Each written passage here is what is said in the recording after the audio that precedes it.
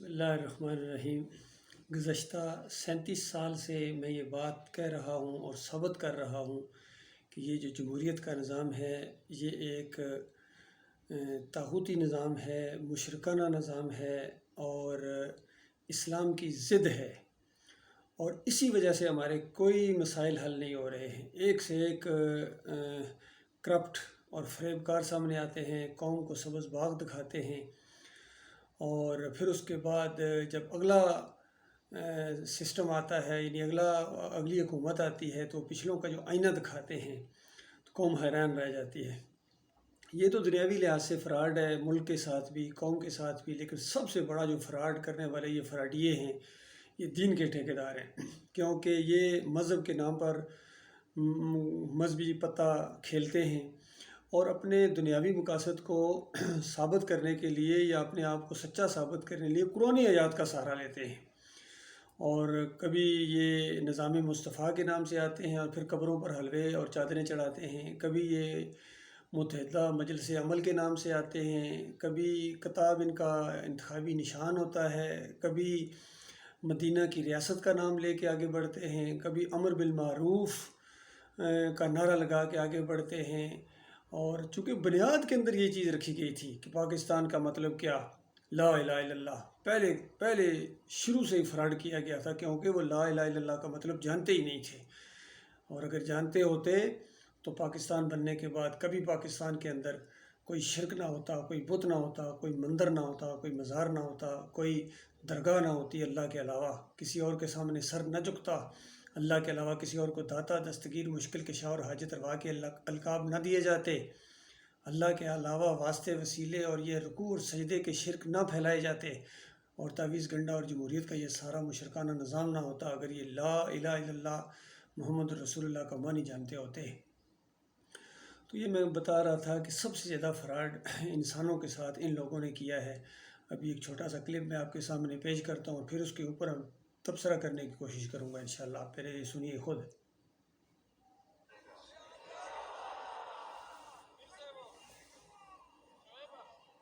میرے محترم دوستوں، مجھے بڑے دکھ کے ساتھ یہ بات کہنی پڑ رہی ہے کہ آج ہمارے ایک ساتھی جو حادثے کا شکار ہوئے اور شہید ہو گئے، یہ اللہ کے راستے کا مجاہد اپنے خون کا نذرانہ پیش کر کے اللہ کے حضور حاضر ہو گیا۔ رب العزت ان کو شہادت کے اعلیٰ مقام پر فائز فرمائے، اور ان کا جو ساتھی زخمی ہوا ہے رب العزت ان کو جلد از جلد شفائے کاملہ مستمرہ نصیب فرمائے۔ میرے محترم دوستوں، آج آپ کا یہ جنگ، یہ تھے حزب اختلاف کے ایک بہت بڑے لیڈر فضل الرحمان صاحب، جس کو عمران خان صاحب ڈیزل کہتے ہیں، چونکہ ڈیزل بیچنے اور ڈیزل کے اندر کرپشن کرنے کی وجہ سے ان کا یہ نام پڑا، بہت چڑھتے ہیں اس سے۔ اور ان کے والد صاحب بھی نظام مصطفیٰ کا نام لے کر اٹھے تھے، اور پھر علی اجویری کی قبر کے اوپر حلوہ بانٹا تھا۔ یہ چادریں چڑھانے والے، یہ شرک کے دائی اور جمہوریت کے اس مشرکانہ اور کافرانہ نظام کی حمایت میں اٹھے ہیں، اور اس راستے میں حادثے میں جو مرے ہیں ان کو یہ شہید اور جنت الفردوس کا یہ دعائیں مانگ رہے ہیں، یعنی جو اللہ کی بغاوت میں اٹھے ہوں، اللہ کی بغاوت کرنے کے لیے جلسے جلوس کر رہے ہیں، اللہ کے راستے میں روڑے اٹکانے کے لیے جلسے جلوس کر رہے ہیں، اس راستے میں جو مریں گے وہ جنت الفردوس میں جائیں گے۔ میں کہتا ہوں اس سے بڑا فراڈ اس زمین کے اوپر نہیں ہے، لہٰذا میں عوام سے کہوں گا، یہ تو ماننے والے نہیں ہیں بھائی، یہ تو اپنی دنیا کی خاطر آپ کی آخرت اور دنیا دونوں برباد کر رہے ہیں، اور آپ ان کے ہاتھوں کے اندر جکڑے ہوئے ہیں، ان کے غلام بنے ہوئے ہیں، عوام کی میں بات کر رہا ہوں، یہ تمہیں جہنم کی آگ کے اندر لے کے جائیں گے اور وہاں جا کے چیخو گے، چلاؤ گے، ان کے اوپر لعنت بھیجو گے۔ یہ سارے یقین کیجئے کوئی مدینہ کی ریاست بنانے کی سبز خواب دکھاتا ہے آپ کو، فراڈ کرتا ہے، جھوٹ بولتا ہے آپ کو، جتنا مرضی وہ کہے کہ مجھے تو اپنی کوئی نہیں تھی، میں تو پاکستان کے لیے، آپ کے لیے نہ، خالص اپنے اقتدار کے لیے، خالص اپنے اقتدار کے لیے، کیونکہ ان کا عمل بتاتا ہے، کیونکہ انہوں نے اگر اللہ کے لیے کیا ہوتا یا صحیح معنوں میں دین اسلام کے لیے کیا ہوتا تو کم از کم شرک کے ساتھ کمپرومائز نہ کرتے۔ جس طرح کرپٹ لوگوں کے ساتھ کمپرومائز کرنا یہ بہت بڑا جرم ہے، ان کے ساتھ میٹنگ کرنا، ان کے ساتھ بات چیت کرنا، ان کو NRO دینا، یہ بہت بڑا جرم ہے۔ اس سے کروڑوں خربوں گنا بڑا یہ جرم ہے کہ ان کرپٹ لوگوں کے ساتھ جو دین کا نام اور قرآن کا نام لے کر یہ عوام کو جھوٹ بولتے ہیں، ان کو جو ہے دھوکہ دیتے ہیں، ان کے ساتھ کسی قسم کی کمپرومائز کرنا یا ان کے ساتھ بیٹھ کر ان سے باتیں کرنا یہ بہت بڑا فراڈ ہوگا اپنے آپ کو۔ اور جب تک یہ ایک اللہ کے اوپر ایمان نہ لائیں، جب تک یہ اپنا دین خالص نہ کریں، شرک اور کفر سے سچی توبہ نہ کریں، ان کے پیچھے نہ چلو میرے پیارے بھائیوں، ان کے پیچھے نہ چلو، ان کے جلسوں میں بالکل نہ جاؤ۔ یقین کیجئے یہ فراڈیے لوگ ہیں، اور یہ جمہوریت چاہے یہ پارلیمانی ہو، چاہے یہ صدارتی نظام ہو، اس میں عوام کی خدائی ہے۔ آخر جا کے عوام ہی کے پاس آپ کو جانا پڑے گا بھیک مانگنے کے لیے، اقتدار کی بھیک مانگنے کے لیے جو ہے یہ آپ کو ان کے پاس جانا پڑے گا، شرک کرنا پڑے گا، ظلم اور زیادتی کرنی پڑے گی، ایک دوسرے کی جو ہے بےعزتی، گالیاں، اور یہ جو کچھ ہو رہا ہے یہ خالص جمہوریت کا حسن ہے، سمجھ لی جمہوریت کا حسن ہے اور جمہوریت کے اندر جائز ہے۔ اسی وجہ سے وعدہ خلافی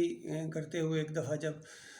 زرداری صاحب کو کسی نے گلا کیا تو اس نے کہا کہ قرآن و حدیث ہے، یہ جمہوریت ہے، اس کے اندر چلتا ہے۔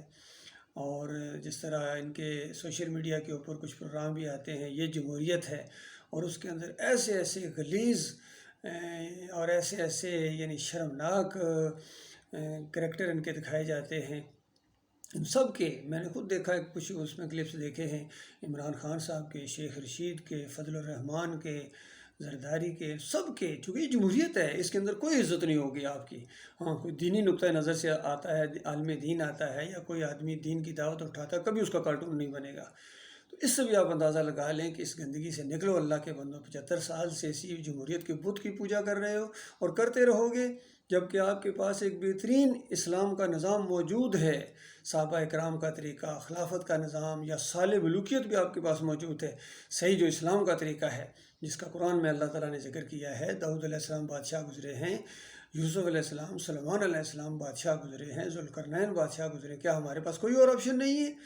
پھر اسی اور ایک یہی کہتا ہے جمہوریت کو خطرہ ہے، جمہوریت کو خطرہ ہے، ہر ایک جمہوریت کے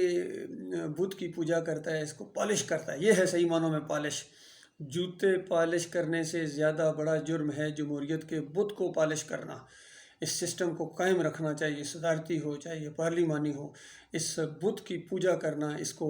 قائم و دائم رکھنا، یہ اللہ کے ساتھ بغاوت ہے۔ اللہ کے بندو، للہ توبہ کرو، معافی مانگو اپنے مالک اور خالق سے۔ لیکن اگر تم نے واپسی کا اعلان نہ کیا، توبہ نہ کی، سچی توبہ کر کے اسلام کے راستے کی طرف آؤ، ایمان کے راستے کی طرف آؤ، اللہ تعالیٰ تمہیں معاف کر دے گا۔ میں بھی معافی مانگتا ہوں اپنے مالک سے، ہر سب سے پہلے شرک سے، کہ ہر چیز مالک میں شرک سے توبہ کرتا ہوں۔ مالک میں معافی مانگتا ہوں اپنے ہر ایسی چیز سے جو آپ کو ناراض کرے، اور ایمان عقیدے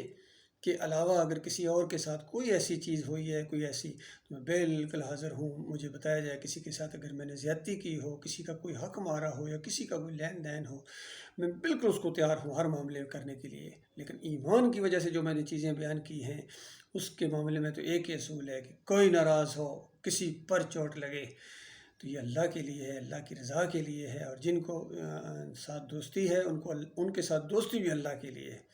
اور جن کے ساتھ دشمنی ہے، بغض ہے، للکار ہے، تو یہ بھی اللہ رب العالمین کے لیے ہے۔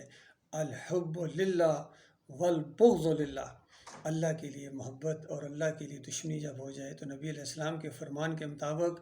اس بندے نے اپنے ایمان کا ذائقہ چکھ لیا، اس نے اپنے ایمان کو مکمل کر دیا، پھر اللہ ہی کے لیے روکا اور اللہ ہی کے لیے دیا۔ یعنی اگر کسی سے کوئی مال روکا ہے کسی وجہ سے تو اللہ کی رضا کے لیے، اور اگر کسی کو کچھ دیا ہے تو وہ بھی خالص اللہ کی رضا کے لیے، اور اللہ کی رضا کے لیے امر بالمعروف کرنا، اور نئی عن المنکر بھی ہے، نیکیوں کا حکم دینا اور برائیوں سے منع کرنا۔ تو یہ امر بالمعروف کا لفظ بڑا استعمال کیا جا رہا ہے، اس لفظ کی وجہ سے قرآنی الفاظ ہیں، بڑے بڑے اجتماع کیے جاتے ہیں، تو یہ اجتماع جو ہیں یہ اللہ کی بغاوت میں ہیں، یہ جمہوریت کے راستے میں ہیں۔ فضل الرحمان صاحب کے جو ساتھی شہید ہوئے ہیں یہ اللہ کے راستے میں شہید نہیں ہیں، یہ جمہوریت کے راستے میں شہید ہیں، یہ فضل الرحمان کے راستے میں شہید ہیں، اور یہ اپنی پارٹی کے راستے کے شہید ہیں، اور یہ ان کا ٹھکانہ وہی ہے جہاں سارے شہید جاتے ہیں ان کے۔ اندرا گاندھی کو بھی یہ شہید کہتے تھے، بھٹو کو بھی یہ شہید کہتے تھے، سب ان کے شہید ہیں، رحمان ملک بھی شہید ہو گئے ہیں اپنے اس راستے کے اندر سارے، تو یہ ان کے راستے کے شہید ہیں۔ باقی جو ایمان کی دعوت اٹھائے گا، توحید کا ساتھ دے گا، اس راستے میں جس کی موت آئے گی، چاہے پولیس کے ہاتھوں آئے، چاہے فوج کے ہاتھوں آئے، چاہے بریلویوں کے ہاتھوں آئے، چاہے دیوبندیوں کے ہاتھوں آئے، چاہے لیڈیسوں کے ہاتھوں آئے، چاہے ہندوؤں کے، چاہے سکھوں کے، چاہے قادیانیوں کے، چاہے شیعوں کے، جس کے بھی ہاتھوں اس مومن کی موت ہو جائے گی وہ براہ راست اللہ کی جنتوں کے اندر داخل ہو جائے گا۔ اور یہی ایک مومن کی خواہش ہونی چاہیے۔ اللہم ارزقنی شہادۃ فی سبیلک، اللہم اجعلنی من المقربین، اللہم اجعلنی من المسلمین، من القانتین، من المتقین، ان کی ایسی دعا ہونی چاہیے۔ اللہم ربنا لا تؤاخذنا ان نسینا او اخطانا، ربنا ولا تحمل علینا اصرا کما حملتہ علی الذین من قبلنا، ربنا ولا تحملنا ما لا طاقت لنا به واعف عنا واغفر لنا وارحمنا انت مولانا فانصرنا علی القوم الکافرین۔ یہ بہترین دعا ہے جو اللہ تعالیٰ نے اپنے مومن بندوں کو سکھائی ہے، اور اس میں آپ غور کریں آخر میں یہ بھی بات ہے کہ مومن اپنے اللہ کو کہتا ہے انت مولانا، انت مولانا، آپ ہمارے مشکل کشا ہیں، آپ ہمارے دوست ہیں، آپ ہمارے مددگار ہیں۔ تو انسانوں میں سے کسی کو مولانا کہنا یہ بہت بڑا جرم ہے، بہت بڑا گناہ ہے، اس اینگل سے گناہ ہے مولانا کہنا۔ کسی کو بھی مولانا نہیں کہا جا سکتا ہے، نہ طارق جمیل کو، نہ تقی عثمانی کو، نہ فضل الرحمان کو، کسی کو بھی، نہ اعلیٰ حضرت کو، نہ ابو الاعلیٰ کو، کیونکہ آپ دیکھیں کبھی نبی علیہ السلام کے نام کے ساتھ یا صحابہ اکرام کے نام کے ساتھ آپ نے حدیث کی کتابوں میں کہیں مولانا کا لفظ نہیں ہوگا، کیونکہ وہ اللہ کے بندے تھے۔ باقی یہ جو لوگ ہیں، یہ جو مال کے پجاری، دین فروش، یہ مال لانا ہے، مال لانا صاحب ان کو کہا جائے، مال لانا صاحب، مال لانا صاحب، مولانا نہیں، مولانا اللہ ہے۔ اللہ تعالیٰ غور و فکر کرنے کی توفیق عطا فرمائے۔